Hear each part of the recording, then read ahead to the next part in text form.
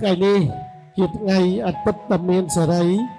ឆ្នាំម្សាញ់ស័ព្ទស័កពុទ្ធសករាជ2569ត្រូវនៅថ្ងៃទី18ខែឧសភាឆ្នាំ2025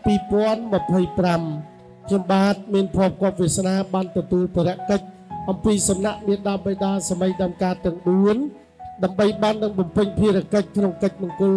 អាពាហ៍ពិពាហ៍ដល់កូនប្រស័យទាំងពីរចឹងជាបឋមមុននឹងចាប់ផ្ដើមពិធីជួបជុំជំនុំការព្រឹក្សាស្នាការខ្ញុំបាទសូមលើកដៃប្រណម្យបង្គំគិរវៈភក្តីចំពោះមេដាបេដាសម័យដើមការទាំង4គឺមេដាបេដាសម័យស្រីបង្កើតលោកមូលពុនរតន៍និងលោកស្រីគង់កេសាដែលត្រូវជាមេដាបេដាសម័យដើមការកូនក្រមុំក្មួយស្រីកញ្ញារតន៍ពេជ្រជីធម្មនិកដែលលោកបាននឹងទុកដាក់កូនស្រីជាមួយកូនប្រុសរបស់លោកឈូយូលីននិងលោកស្រីមេងអេងហួយដែលត្រូវជាមេដាបេដាសម័យដើមការកូនកំឡោះក្មួយប្រុសលេងយូហួង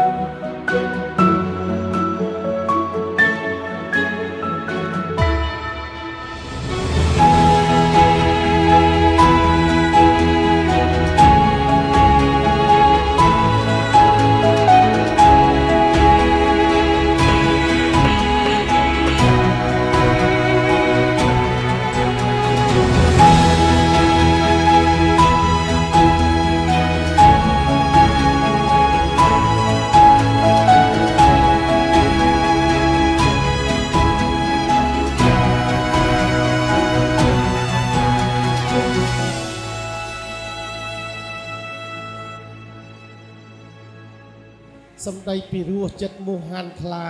សំជាកូនខ្មែរខេមរាវិរៈបុត្រវិសុទ្ធិពងល្អប្រពៃថ្លាថ្លៃឧត្តមឧត្តមប្រសំប្រសើរណាស់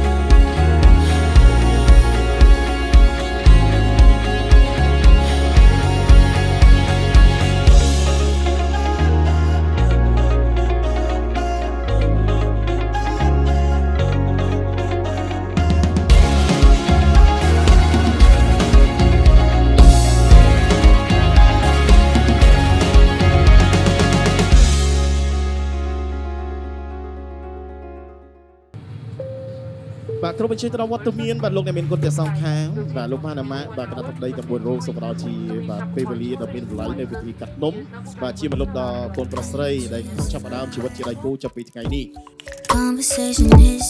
អរគុណបាទដូច្នេះអនុញ្ញាតគ្រប់អញ្ជើញបាទលោកប៉ាដើម្បីជាការថ្លែងអំណរគុណបាទជូនដល់ភ្ញៀវកិត្តិយសនៅក្នុងឱកាសនេះបាទអនុញ្ញាតគ្រប់អញ្ជើញវត្តមានឯកឧត្តមលោកជំទាវអស់លោកស្រីដែលបានចូលរួមជាភ្ញៀវកិត្តិយសក្នុងថ្ងៃនេះយើងខ្ញុំសូមជូនពរឯកឧត្តមលោកជំទាវអស់លោកស្រីនិងបងប្អូនទាំងអស់ជួបតែពុទ្ធពរទាំង4ប្រការគឺអាយុវណ្ណៈសុខៈពលៈបរិធានដើម្បីជាឡើយ